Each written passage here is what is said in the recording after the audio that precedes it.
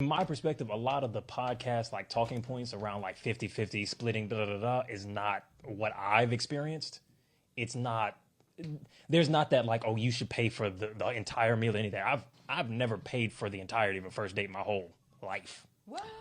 Oh, yeah, okay, no way. This is not nary one. Yeah, you can. That's kind of wild. That's not crazy. The same conversation. That's why that seems crazy to me because none of that have I experienced. So, but then and they're just accepting that. Yeah. Oh, they love it. They come back. Love is maybe. Yeah. I think it's also a process of elimination. You know what I mean? Okay. Like once you're dating a person, but specifically me, then that's kind of weeded out all the people that maybe that's whittled it down to the group that wants to date me. So that's obviously a biased sample. So when the bill comes, are you saying I'm just going to pay for my half? Okay, so I've gotten more graceful over time with how I do this. Okay. So usually what I do is I gently and elegantly kind of, the way I propose the date is basically me laying out the financial plan for the date as well. But I say it very gently, so I'm like, oh, we should hit dinner and a movie. Movie's on me if you get us dinner. So I'll do something like that. So you've agreed before. So I've kind of like, but I've functionally what I've done is, bitch, we're going 50-50, but I've done it very gently to where it doesn't sound like that is what I've done. But then, okay. I can work with that. It sounded like a good deal, didn't it? No. Okay, maybe not. Yeah, I don't think Lizzo-sized woman right there at the end was feeling it. She's like, no, I don't think I would like that very much. You should have seen how the women on TikTok had a problem with this. The comment section went absolutely crazy. I'm going to read a few of those comments, and then I'm going to get into my commentary. The first one read, Brother, what's that?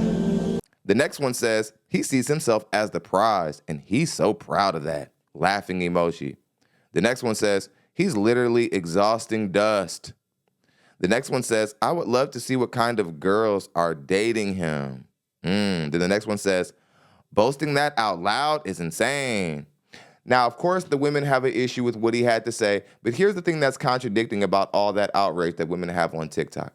Modern women in 2024 are always trying to put this crazy amount of artificial significance on their finance or their ability to take care of themselves in regards to their value in the dating market. Regardless of how much men say we don't care about their money in regards to the way that we pick them, women are forcing us to care about the fact that they know how to earn money, and they want us to care about it. They want us to view them as financial equals. But in a dating scenario, you quickly start to realize that this isn't actually the true mentality of Western women. They want you to acknowledge the fact that they can earn money. They want you to acknowledge the fact that they can go to school and get a degree, but they don't really plan on using that money or that degree to help with the financial load in the household. When they get in a relationship, they don't plan on using that money to help the man pay the bills or to invest for the long-term stability of the family. Nope. They just want to be able to make the money while the guy pays the bills with his money, and she just earns her money and keeps it for herself because that's her self-worth money that makes her feel good about who she is as a person. And a man is supposed to just be able to accept that. I can't believe that this is even being normalized out here nowadays. I'm surprised that so many women are bothered by it when you want men to care about how much you make all the time. When we're talking about dating in the modern day, that's one of the biggest issues we're seeing. Men are saying we want women who are fit, feminine, cooperative, submissive. You guys know the spiel. And then in return, women are saying, well, I make my own money too. So what are you going to bring to the table? I make my own money, so I don't have to listen to you. Some modern men hear that and they say, okay, I respect the fact that you earn your own money. But if you're going to earn your own money, you're going to put it to use. So if we go on dates, you're going to help pay for dates. You're going to help pay for vacations. You might even have to pay for a bill or two. You might have to help supplement the financial load. If when having a conversation about being in a relationship starts getting centered around your money and you make me pay attention to the value that your money is in the relationship, then we should use it. It should be of utility. I think that women should be okay with hearing men say that they don't pay for first dates in a dating climate where women are trying to force men to find significance in what they earn. This makes perfect sense. We're going to start seeing more men behave like this as time goes on. Guys, I got to show y'all something. Look what he got me. Look what he got me. And I said I wanted some roses. This dude got me a whole money bouquet. Like, isn't this so cute? And then, like, the lady said this couldn't fit, so it was, like, in total, like, $100, but this is just, like, $30 because it couldn't fit in here. But this is the new standard. Oh no, the rose is hanging. But this is the new standard. Right here. Nothing but this. How delusional are some modern women to think that because one guy did a really grand gesture for them, that now all of a sudden they should go online and tell every woman, hey, ladies, this is the new standard. Make every guy buy you a bouquet of roses, and every rose is made of $1. And this is the standard now, ladies. This is where dating should be now. This is why women fall into all of the traps that they fall into. It's the reason why they fell into feminism. It's the reason why they're so susceptible to women like Priscilla and Derek Jackson, because they can so easily corral each other to bad ideas. You'll never see anything like this anywhere else in the world than in the West, where women are constantly and actively trying to promote for other women to have bad dating standards. Another thing that we see is like beautiful women, or women who get offers, or women who have the physical characteristic traits to be able to treat men a certain way. They try to promote to women who do not have those same physical characteristic traits, or who aren't as beautiful as them, to try to behave the same way, which certainly sets those women up for failure. What I'm getting tired of is that there are so many simp guys out there, so many dudes who are overcompensating out of the gate, that it's ruining the dating market. And the women who aren't looking to appreciate men only use it as tools to put bad ideas in other women's head about what men should be able to do or what men should do in dating. This is why when men offer a woman a coffee date or a walk, it's almost insulting, when that's actually proper. That's actually a respectable thing to do when you don't even really know it, when you don't really know the person, and you don't really know if you should even invest in them like that. Realistic now.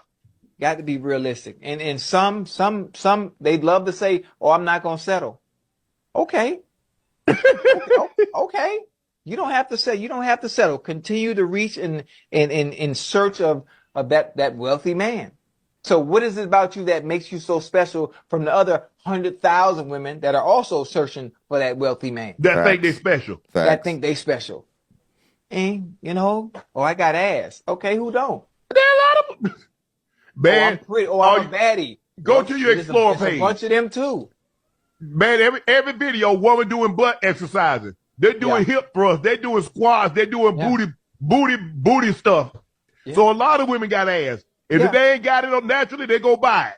I'm liking to see people like Shannon Sharp and Chad Ochocinco join these type of dating conversations. I think it's good for men. I think it's good, especially in the climate of the world where so many young athletes are making mistakes in dating. We're seeing what happened with Zion Williamson. We're seeing what happened with LaMelo Ball. A lot of different young men are getting mixed up with the wrong women who are in the sports world. And I think it's important that we're starting to see this transition. People like Stephen A. Smith are even starting to get into dating and relationship conversations. And I think that it's very important for young black men. I think it's very important. I think that a lot of women are out here thinking that because they are beautiful and that they're baddies or that they got nice bodies, that men are supposed to bend and flex to their will however they see fit. There are a lot of women out there who are gorgeous. There are a lot of beautiful women out there. There are a lot of women out there who have nice bodies in BBLs. But you know what there aren't a lot of? There aren't a lot of men who make $100,000 a year. There aren't a lot of men who make $200,000 a year. There aren't a lot of men who make $500,000 a year for sure. Then once you start to get into the millions,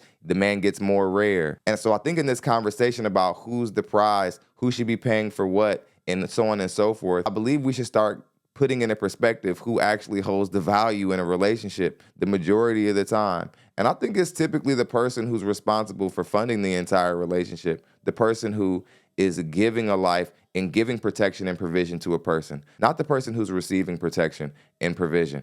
That's just my personal perspective. Let me know what you guys think of this content. Hit the subscribe button, help us reach our goal of 45,000 subscribers. Also hit the notification bell so you can be notified every single time we post content just like this. Until next time.